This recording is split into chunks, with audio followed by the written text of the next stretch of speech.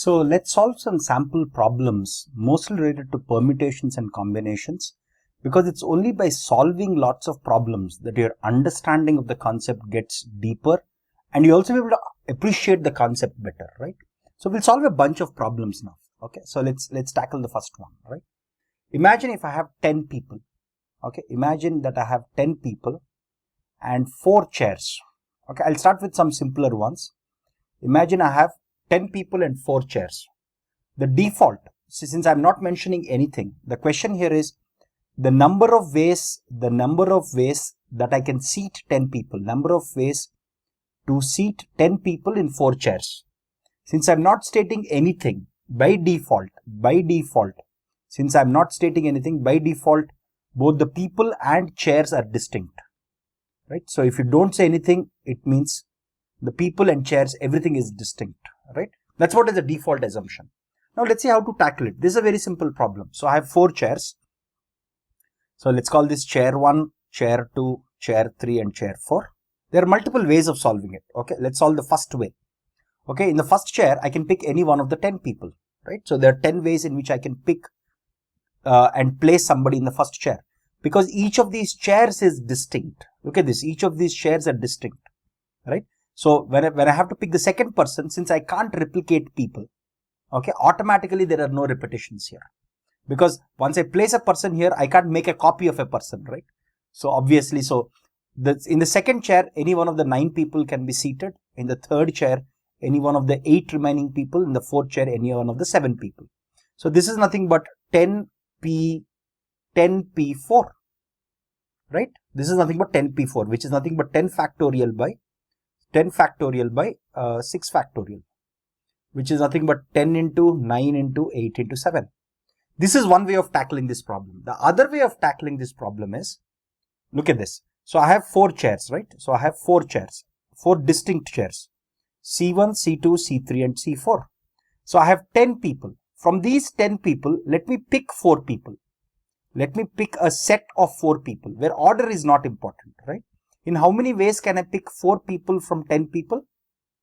Or in how many ways can I select, or in how many ways can I choose 4 people from 10 people? I can choose 4 people from 10 people in 10C4 ways. Now if I've chosen 4 people, in how many ways can I place these 4 people in 4 chairs? 4 factorial ways, right? What is this? This is also nothing but 10 factorial by 4 factorial into 6 factorial into 4 factorial, which is nothing but 10 factorial by 6 factorial, which is what we started off with. See, you could think of it this way, wherein you're just using permutations, or you can also think of it from a combinations perspective. First, in step 1, there are 2 steps here, right? There are 2 steps here. In the first step, you're picking 4 people from 10 people, and that can be done in 10C4 ways. Now, in the second step, once I've picked up all the 4 people, I'm going to arrange them. 4 people in 4 distinct chairs. In how many ways can you arrange them? 4 factorial ways. So what is the total number of ways in which I can seat 10 people in 4 distinct chairs?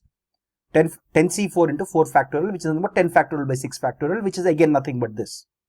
Okay, you can either think, again, I'm giving you multiple perspectives because this will help you understand how combinations and permutations are related to start with, right? So I hope you understood this. Let's take a small variation for this. Again, I'll take up a problem and look at multiple variations of this. Imagine if I want to seat 4 people. Small variation of this. Imagine if I want to seat 4 people on 10 chairs. In how many ways can I do it? Look at this. In how many ways can I do it? Now, if you notice, I have fewer people than the chairs, which means there is no way for me that I can fill all the chairs. So this is nothing but NPR, where N is less than R, right? See, in how many ways can I seat N people in R chairs? NPR ways. We have just seen this, right? We have just seen this. This is nothing but 10C4. 10 people in 4 distinct chairs is 10P4. So here we have NPR where N is less than R. Then NPR is nothing but 0, right? So since we have fewer people to be placed in more chairs, which means in whichever way you fill, some chairs will always be left empty, right? Hence the number of ways I can seat 4 people in 10 chairs will be equal to 0 in this case, in this setting, right? So let's look at a third case, third type of problem. Again, we'll look at multiple problems. Okay. So the number of, again, I'll write number as a hash, right? Just a short form. So number of 5-letter words, 5-letter English words, right? 5-letter English words that you can build. How many alphabet, what is the length of the alphabet in English? English has 26 characters. English has 26 characters. How many 5-letter English words can you build? Okay. So again, there are multiple cases here. Okay. Okay. So we'll go through case by case. Now, before we go into cases, a problem like this is very useful when you have to determine the number of passwords. The number of passwords that are possible. For example, imagine for most passwords, you would have encountered that a password, your password needs to have only alphanumeric characters, or your password needs to have alphanumeric characters and some special characters. So if you want to count the total number of passwords that are possible, or the total number of email IDs, that are possible, right? Then, and let's assume the maximum length of an email ID is, let's say, some X, right? How many email IDs are now possible? If you want to estimate these numbers, or if you want to compute these numbers, problems like these can be of help, right? So let's go step by step. So you want number of 5-letter English words where repetition is not allowed, where there are no repetitions. Okay, where there are, which means if you have used a word, if you have used a character, you can't reuse it. So how many, so it's a 5-letter word, right? So in the first position, how many ways can I fill this? Because I have 26 characters, I can place any one of the 26 here. But the character that I have placed here, I cannot repeat it here, which means I only have 25 possibilities here. There are 2 characters that I have already used. So I'm left with picking one from the 24 that is left. Similarly, 23 and 22, right? So this is nothing but 26p5, right? This is nothing but 26p5. That's what it is, right? So the number of, the number of 5-letter English words with no repetition, where no repetitions are allowed, is 26p5. Very good. So let's look at other cases also. If repetition is allowed, so repetition is allowed, right? If repetition is allowed, then then how many English words can I construct which are 5-lettered words? Again, this is very simple. In the first location, I can have any one of the 26.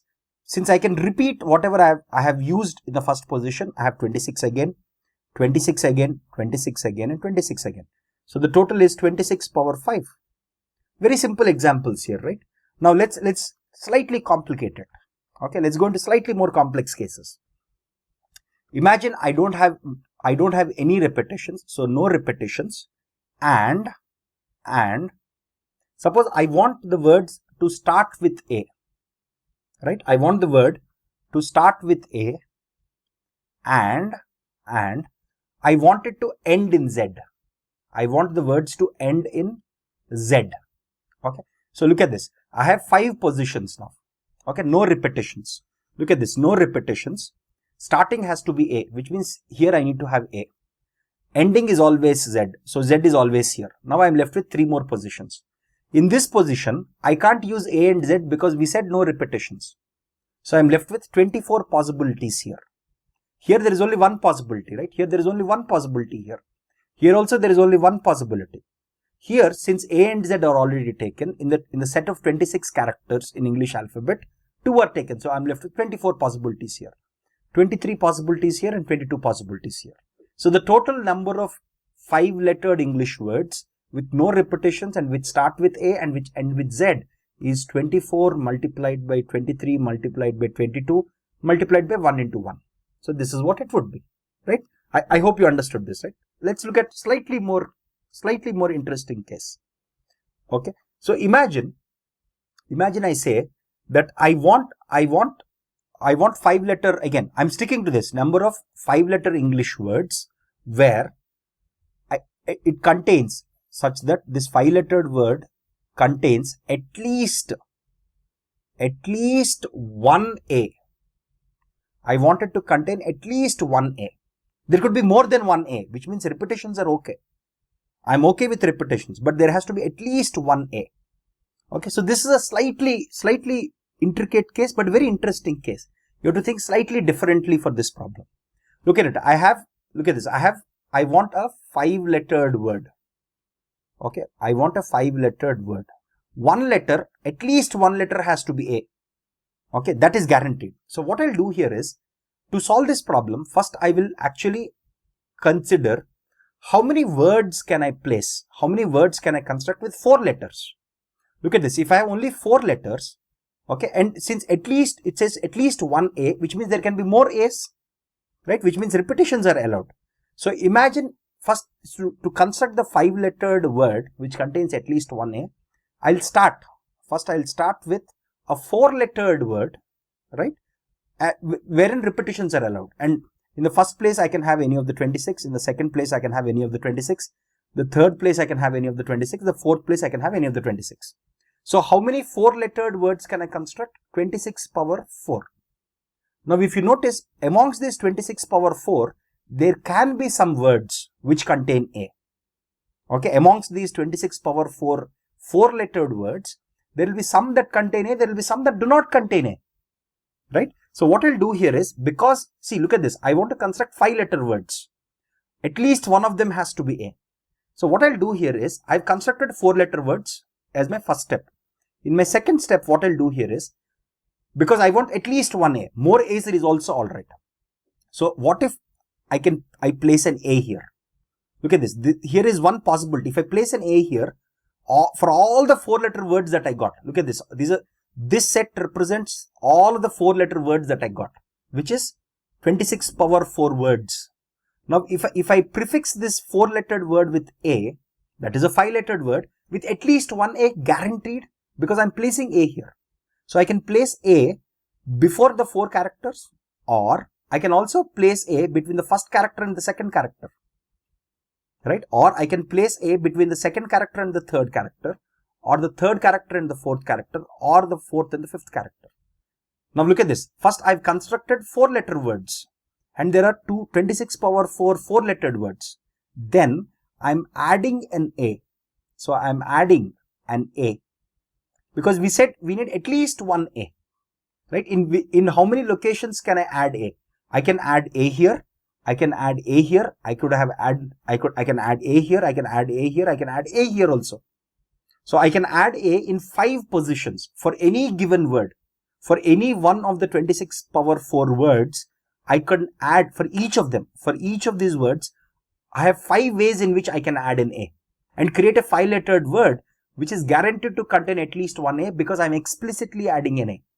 Right? So adding an A, there are 5 ways in which I can add an A for each of these 26 power 4 words, which means the total number of words which contain at least one A is 26 power 4 multiplied by 5. Right? This is a very, very interesting case. Right? Again, we'll see more complex cases as we go forward in this discussion. Right? So this is a slightly more complex case than the previous ones, but a very interesting one.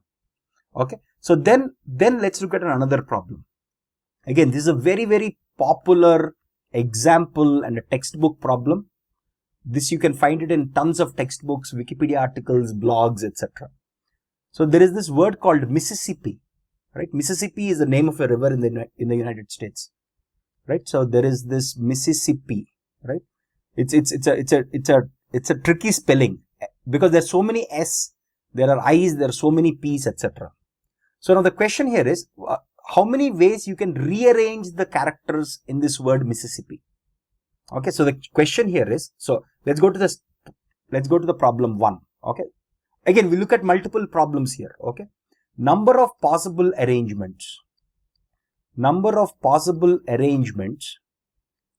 right? Number of possible arrangements using the words in Mississippi. Now one thing you have to notice is, in Mississippi there is one M, right? How many I's are there? There are 4 I's. 1, 2, 3, 4. There are 4 I's. There are 4 S, right? And I think there are 2 P's, right? There are 2 P's, right? So there are 4 S, right? So total you have 11 characters. Look at this. What is this problem? This problem is when you have 11 items wherein some items may repeat. For example, you want to create, look at this. The one way to think about this problem is, this is a problem of arranging or permuting. Okay, this is nothing but permutation. This is permutation with limited repetition. With limited repetition. That's what this problem is, if you think of it, right? Because I can repeat S 4 times. I can repeat P 2 times. I can repeat I 4 times. I can repeat M only once. And now I want arrangements. The moment it says number of possible arrangements, what does it mean? It means the number of ways I can arrange Mississippi, right? So look at this. This is simply your permutations with limited repetitions. We have seen this, right? If I have 11 items, wherein I have one item of type M, I have 4 items of type 2, 4 items of type 3, 4 items of type 4. Now, how many permutations can we create here? Again, we have seen this, right? We have seen this earlier. So if you go back to our previous video, we have actually derived this, that it will be equal to 11 factorial by 1 factorial, 4 factorial, 4 factorial, and 2 factorial. This is what it will be. Again, we have shown this. We have shown how to derive this. I think the previous video, we have shown it with examples of balls, colored balls, right? This problem is the same thing. It is basically permutation with limited repetitions. Okay, that's what this is. Now let's go to the small variation of this problem. This is the simpler case. Let's go to a small variation. Imagine if I say, I want to compute the number of possible arrangements such that all S, I have 4 S, right? All S are together in my words. In my arrangements, I want all the S to be together. Okay, then think about it. I have 4 S, right? Then I should consider all these 4 S as only one character, because all S want to be together. So I'll consider this as literally one symbol or one character, right? Then my M occurs only once, because I want to compute the number of possible arrangements where all S are together. So since I have 4 S, I'm placing all these 4 S one after the other, and I'm considering this as one string or one character, right? So then I have P, right? P occurs 2 times. Then I have I also occurs 4 times, right? So what is the total number of characters now? Look at this. I'm considering 4S as one unit, as one logical unit. Okay. So now I have 4, 5, 6, 7, 8. I have total of 8 characters. In how many ways can I arrange 8 characters with limited repetition? Again, look at this. This 4S, this unit can only repeat once, M can repeat once, but P can repeat twice and I can repeat 4 times. So this is nothing but 8 factorial by 1 factorial is 1 factorial, 2 factorial into 4 factorial. Okay, this is a small interesting case. Okay, again, this is not at all complex. This is a simple extension to permutation with limited repetitions, where instead of considering each S as one character, we are taking all the 4S and considering them as one logical unit, right? So now let's go to a slightly different variation. Again, we'll see tons of examples like this, because it is this which will help you understand the concept. Okay. So imagine I want to compute again with the same example. I'll continue with the same example, right? The number of possible arrangements that do not start with M. That do not start with M. That do not start with M. How do we do this? So the number of arrangements that do not start with, so the number, I'll just put it as hash. The number of arrangements that do not start with M is equal to the total number of arrangements. The total number of arrangements minus the number of arrangements that start with M. That start with M. Because it is easy to compute the number of arrangements that start with M. Okay, and it's also easy to compute the total number of arrangements. What is the total number of arrangements? We have seen this here, right? This is the total number of arrangements. What is it? It is 11 factorial by 4 factorial, 4 factorial, 2 factorial, because 1 factorial is 1. So what is this? The number of arrangements that start with M. See, look at this. I have total of 11 locations, right? I have total of 11 locations because I have a total of 11 characters. If I fix M as the first character, look at this. If I fix M, so I have 11 characters like this. The first character I am fixing as M. Then I am left with 10 characters now. In how many ways can I arrange these 10 characters? It will be 10 factorial by, right? Amongst these 10 characters, I have 4 I's, 4 S and 4 P, right? Hence, I will have 4 factorial by 4 factorial, 2 factorial. So this whole thing is the number of ways or the number of arrangements that do not start with M. Look at how I broke this See, this sounds complex, right? The moment you saw this problem, this would have said, okay, how do we even do this? But it's this ingeniousness that where we break this problem into two problems that are easy to solve. Okay, that's why this strategy is a very, very interesting strategy. Okay, so this is a very, very good example. Okay, so let's take up another problem now. Okay, suppose I have four boys and 5 girls. Obviously, each boy is unique, each girl is unique, right? So in how many ways can you arrange them?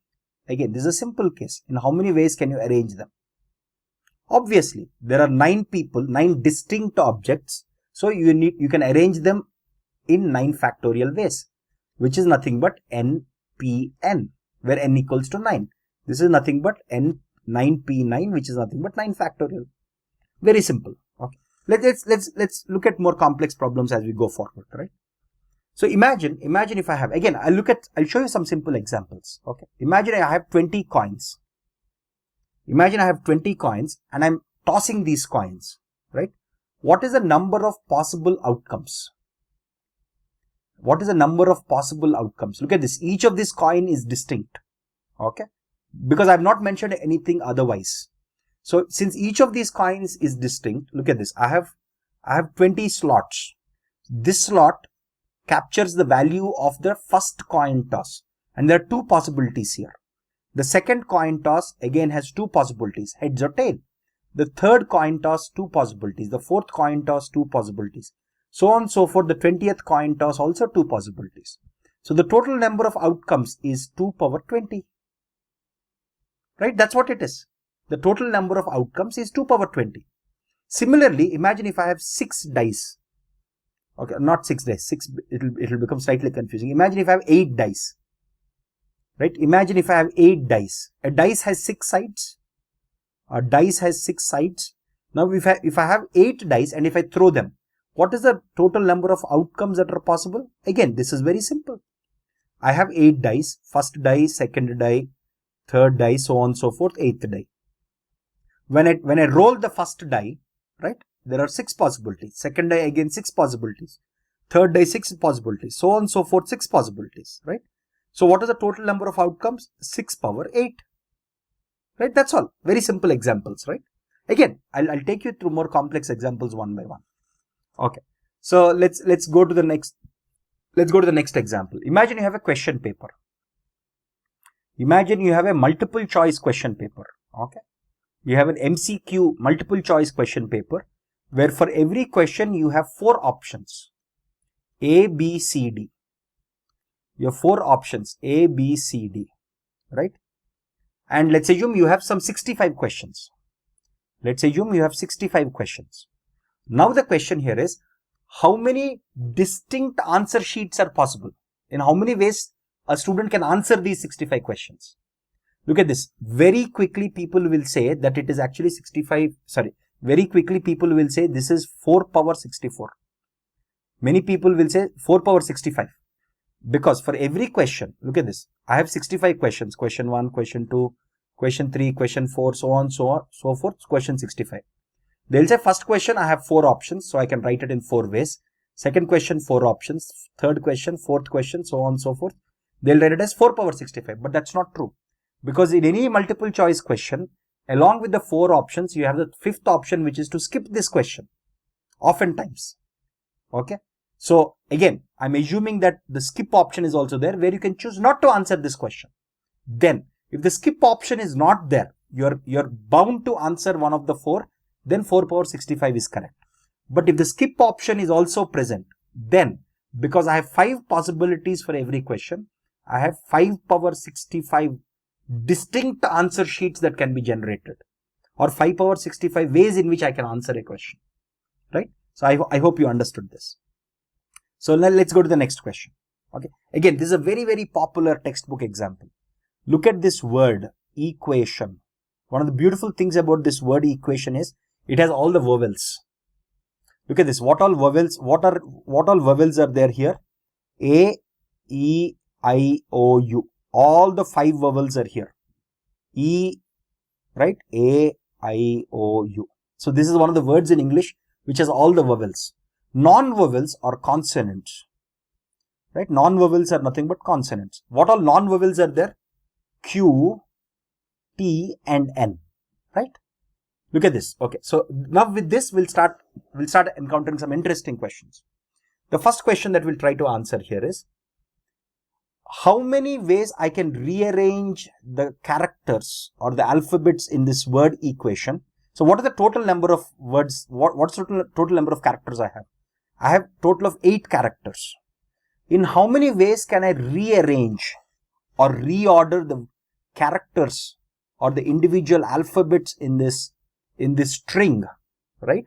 Such that all vowels are together, right? All of my vowels have to be together, which means they have to be next to each other. Okay, let's see in how many ways we can do that. Okay, this is very, very important. Look at this. So all of my vowels have to be together. Okay, so A, E, I, O, U, they have to be together, right? So in how many ways can I arrange these 5 vowels? Look at this. We'll break this again. Before we go into it, let's break this problem into parts. Okay, that way you will be able to better appreciate how we are arriving at the solution. The first what I'll do here is this. First, I will look at consonants. In how many ways can I arrange 3 consonants? Okay, I have Q, T, N. I have 3 consonants, all 3 are distinct. In how many ways can I arrange them? I can arrange them in 3 factorial ways. Good. Right? Then I have 5 vowels. A, E, I, O, U. I have 5 vowels. In how many ways can I arrange them? 5 factorial ways. Very good.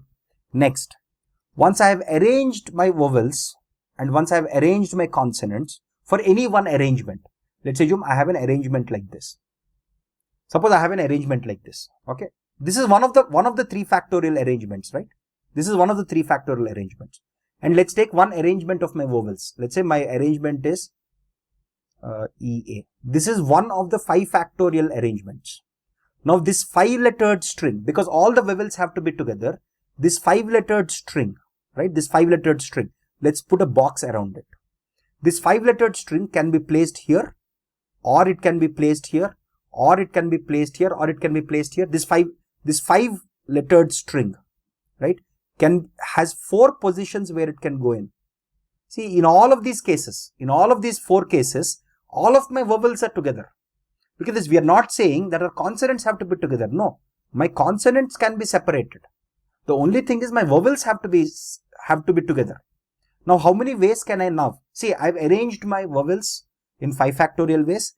I've arranged my consonants in 3 factorial ways. And now in how many ways can I pack these five vowels that I have?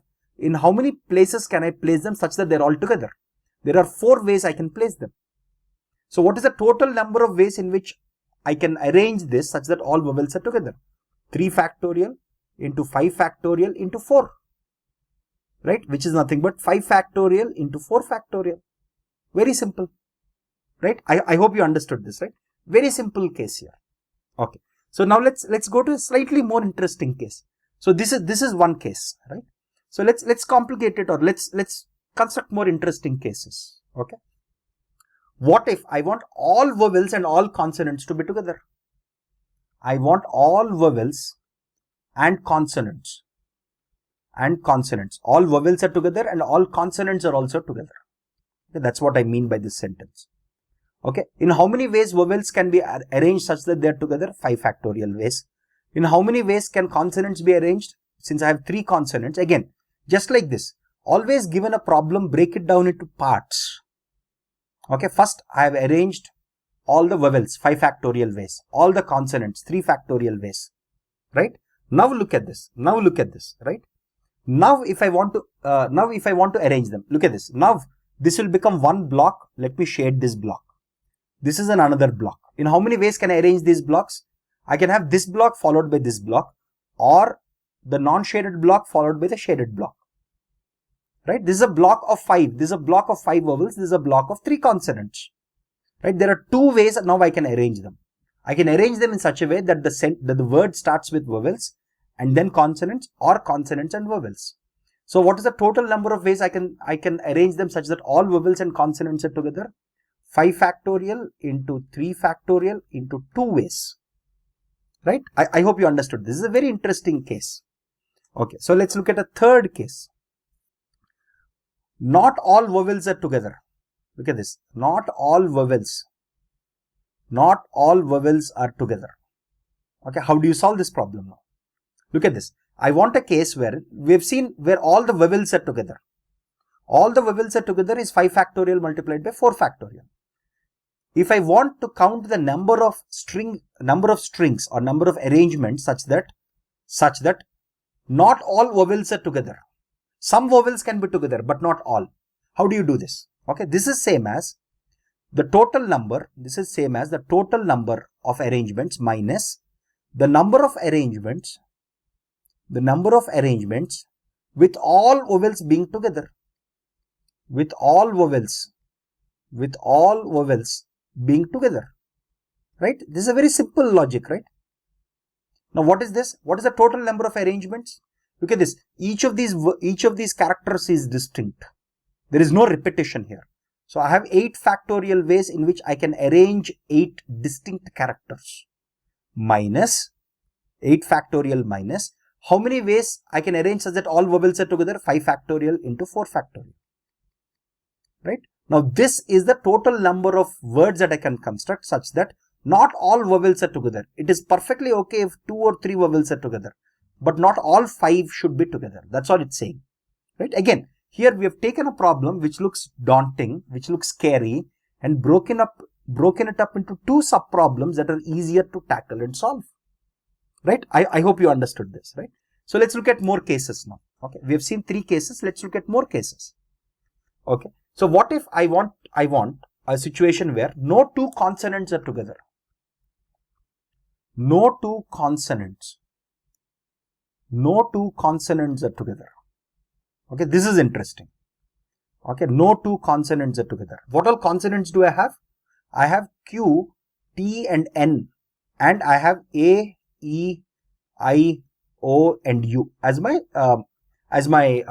vowels, right? Now no 2 consonants should be together. Now first step, let's arrange our vowels. Okay, let's arrange our 5 vowels. In how many ways can I arrange my vowels? Look at this. Okay, so in how many ways can I arrange my 5 vowels? I can arrange them in 5 factorial ways, number 1. Number 2, after I've arranged them, because I don't want any 2 consonants to be together, look at how many, so now what does that mean? That means I'll place my consonants only in these blanks. The 3 consonants that I have, see these 5, this white colored A, E, I, O, U, I can arrange them in 5 ways, 5 factorial ways. Now this Q, T, N, which are consonants, I'll place them only in these locations. Okay, because if I place Q here and T here, they are not together, right? Similarly, if I place my Q, T, N in these 6 locations, they will never be together. And that's what we want. No 2 consonants are together. So of these 6 locations, look at this. I only have 3 consonants and I have 6 locations where I can place 3 consonants. In how many ways can I do it? I just need to choose. Look at this. I just need, all these 3 have to be present. All these 3 have to be present. Of these 6 locations, I have to pick 3 locations where I'll place them. Right? So in how many ways can I pick 3 locations here? 6 C3 ways. I can pick 3 locations here. Now let's assume I picked 3 locations. Let's assume I picked this location, I picked this location, and I picked this location. Now in these 3 locations, in how many ways can I place these 3 characters? Because all 3 are distinct, I can place them in 3 factorial ways. Right? I can place them in 3 factorial ways. Look at how I have broken down into 3 parts. First, I arranged all the vowels. Then I looked at how many ways can I choose the location for my consonants. Then I said in how many ways I can actually place these consonants. Now if you notice this whole thing is same as 6P3. Right? But I prefer thinking of it like this, step by step. Now this whole thing is your answer now. 5 factorial into 6C3 into 3 factorial. Okay. Or you can also write this as 5 factorial into 6 permute 3. Both of them are equivalent. Okay. I prefer to break a given problem into multiple smaller pieces and to tackle them. Okay. Let's look at a variant now. Okay. I want a situation where no 2 vowels are together. Okay, so suppose I want to construct words or arrangements of this word such that no two vowels are together. Okay, so now so then let's start with our consonants. I have Q, T, N. I can arrange them in 3 factorial ways first. Okay, then how many positions I have? 1, 2, 3, 4. There are only 4 positions, but I have 5 vowels. Which means if I place these 5 vowels in these 4 locations, 2 of them have to be next to each other, whatever you do. Because I have only 4 positions and I have to place 5 of them here. Right? Since I have more values here than the positions, 2 of them have to be together. So there is no way for me to achieve this. There is no way for me to achieve a case where no 2 vowels are together. Right? So I hope you understood this. This is again a very interesting case. Okay. So let's look at another example, right? So completely another example. So imagine I'm looking at 5-lettered. Again, this is going back to our alphabets example, right? I'm looking at 5-lettered English words, right? Starting in A. I want them to be starting in alphabet A, or they could be ending in alphabet M. Look at this, right? So these are 5-lettered words. So the first case says it has to start with A, or it has to end in M. There will be some words that start with A and end with M also. So the way to solve this problem is using set theory. Okay. So let's say the words that are starting in A, let's call them as set A. The words that are ending in set M, right? Let's call them as set B. Now, if this is the universe of all, again, we have seen this in set theory. If this is the universe of all the 5-lettered words in English, let's assume this is my set A that consists of all the words that start with A. Okay. Now, this is the set of words that start with M. There will be some words, look at this intersection. There will be some words here that start with A and end with M. That's possible, right? There will be some words that start with A and end with M. Okay, those words will be there in this intersection. So when we learned set theory, we learned of a principle called as the principle of inclusion and exclusion. Okay, I'll repeat this here for simplicity. It's a very simple concept. Okay, it's a very simple, elegant concept. What it says here is the number of elements. Look at this. What do I want? I want the total number of words that are starting in A or that are starting in M. In other words, from a set theoretic perspective, I want the size of the set given any set A, right? What is the set of what you write this as the size of set, right? Or the cardinality of the set. So what do I want now? I want the size of A union B. I want the size of A union B because A union B represents the set of all the 5-lettered words which are starting either in A or ending in M, right? So the size of this set A union B equals to size of set A plus size of set B minus, look at this. If I want to compute the size of this whole thing, look at this. I want to compute the size of whole thing. For that, what am I doing here? First, I am computing the size of A. Size of A means all these elements will be counted once. Size of B, which means all these elements will be counted once. Now, one thing you have to notice here is these elements which are there in the intersection, which are there in the A intersection B have been counted twice now. They have been counted when I am counting all the elements in A. They have also been counted when I am counting elements in B, which means they got double counted, which means I have to subtract the number of elements in A intersection B to actually correct for that double counting. Okay, this is what is called the principle of inclusion and exclusion. Again, we have discussed this in detail when we learnt about sets. Okay, again, even if you don't know this, this is very simple to derive. Just from the diagram, it's so simple to derive this. Right, now look at this. Now, what is the size of set A?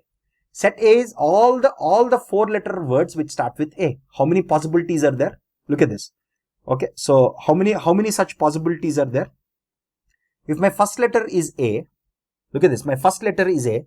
My second letter, it doesn't say anything about repetitions. So here, let's assume that repetitions are possible. Okay, so let's assume repetitions are possible. Okay. So in such a case, now my second character can be any of the 26 possibilities, any of the 26, any of the 26, any of the 26. So set A size is 26 power 4. What about set B? Set B also, my last character is fixed. Rest everything I can have 26, 26, 26, 26. So 26 power 4 again. What about A intersection B?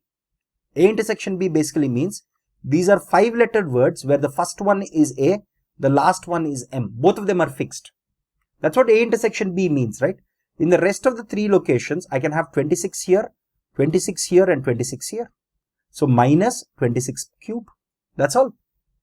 This is the number of 5-lettered words starting in A or ending in M. Here is the principle of inclusion and exclusion that we are employing here.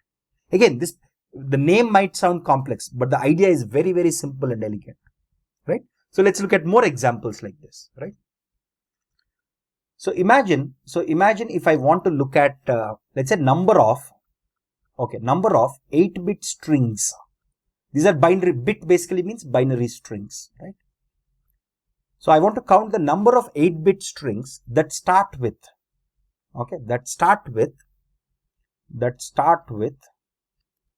2 zeros, or that end in 3 ones. Look at this. I want 8-bit strings, right? So look at this. I have 8 locations here. 1, 2, 3, 4, 5, 6, 7, 8. Okay, because I have the logical OR here, let's take this as set A, this as set B. Okay, again, we'll use the same principle of inclusion exclusion. So what do we want? We want this. This is nothing but size of set A plus size of set B minus A intersection B. Now let's write this down, right? So so if I want this to start with 2 zeros, which means I fixed 2 zeros. How many positions am I left with? I'm left with 6 more positions now. These 6 positions I can fill. In each position I can have 0 or 1. 2 possibilities. So 2 power 6 ways. Look at set B. Set B, last 3 are fixed. For set B, right? Last 3 are fixed. Okay, last 3 are fixed. Okay, 1, 1, 1. I'm left with 5 more possibilities. In each case, I can have 2 possibilities. So 2 power 5 minus intersection. What does intersection mean? The first 2 are fixed, the last 3 are fixed. Only the middle 3 are still available for manipulation. Again, in each of these cases, I have 2 possibilities, I have 2 possibilities, 2 possibilities. So 2 power 3, that's it. Right? So 2 and 3 are taken, so there are 3 possibilities, yes. So this is an 8-bit string, right? Yes. So 2 power 6 plus 2 power 5 minus 2 power 3. Very simple, right? Again, here also we are just using the principle of inclusion exclusion. Okay. So now let's take another example, slightly more complicated example. Again, it's a variation on this problem. Let's call this problem A. Small variation on this problem itself. So now what do I want is, I want strings that starts with 0, 0, or strings that end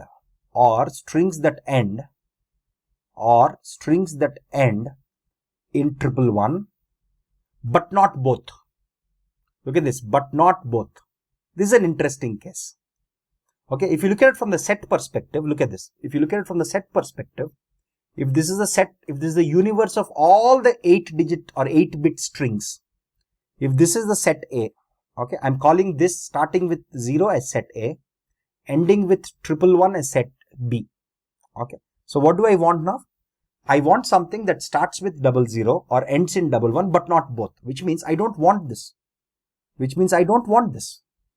Right? So I basically want this region. I want this region plus this region. That's what I want. Now, how do I get that?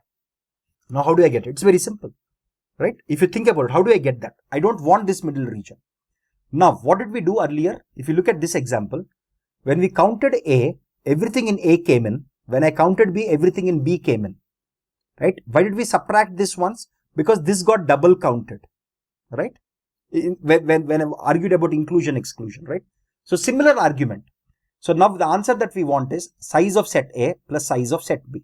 Now what is happening now? Look at this.